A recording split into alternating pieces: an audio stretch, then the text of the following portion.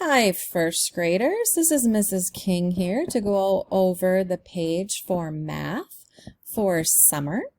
You will see on this page there is an IXL icon. You can all summer long through up to the very end of August, you can use your IXL login information that you will find in your blue B folder. Your teacher put it there in the fall. It will have the website. It will have any of your login information, your password.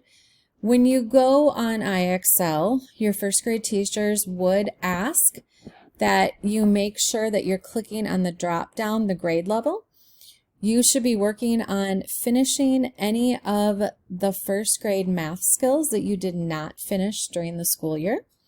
If you finish all those and are ready for a challenge, you could move on and look at some of the second grade skills that you will be working on next year. If you're finding that some of the first grade concepts are a little hard, you could always click down and look at some of the end of the letters on the kindergarten level as well to build yourself up so that you could finish up those first grade skills. The other thing that you will notice on this page is a August problem of the day. So come August, you will have had a break for most of June and all of July.